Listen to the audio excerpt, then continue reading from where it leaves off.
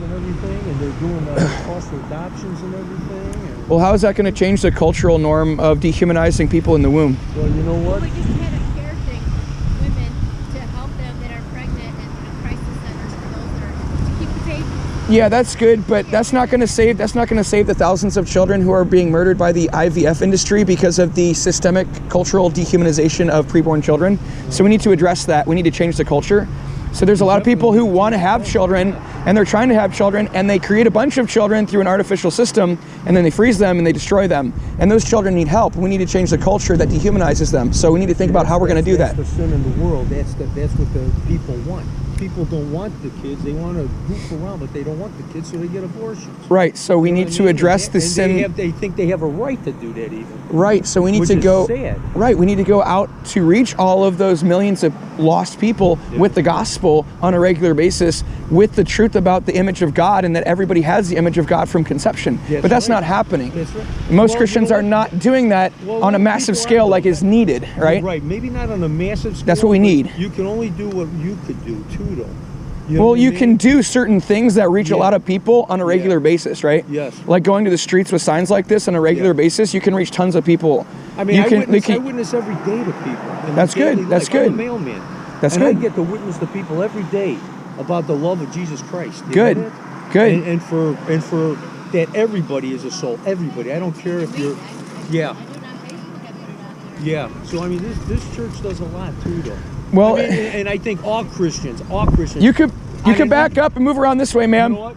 I'm sorry. On an individual basis, even, I think everyone should be out here planting seeds and witnessing for the Lord. Right, right. But we need to take the action. We need to take the actions that the children need. So we need to go to the killing facilities to rescue them from death by being a voice for them. Yeah. We need to go out to the streets to reach tons of people on a regular basis with the truth about the image of God and basic human biology. Yeah. You know, we need to be making a big deal about this the same way we would if they were mass murdering born people inside killing facilities in this area. But most Christians are not acting the same way they would if born people were being taken into killing facilities and slaughtered, right? I think they do, though. No. You could do so much. You could do what you could do and everything. You know what I mean? Well, right. And if you get people that want to meet up at the abortion clinics and stuff like that to protest what they're doing and everything, I mean, and some of these people are pretty nasty to people, though, too. And it gives Christians a bad name, which isn't right either. Well, I mean, we're supposed to be showing love and concern and stuff like that. Right. And some of them don't do that, and which makes it even worse. Same thing with that should be corrected. The gay and lesbians. We're supposed to be showing love, not showing hate and stuff like that. And I think yes. Right. I mean, sometimes love looks like a rebuke. The proverb says that open rebuke is better than hidden love. Yes, but not.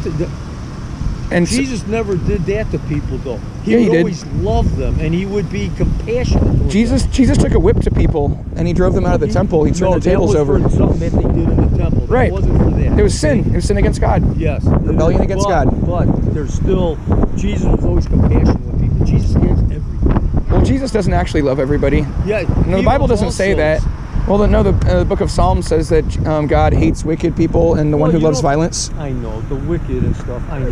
Yeah. I know. But Jesus, all souls were created by God. Right. All souls. And he doesn't want not one lost.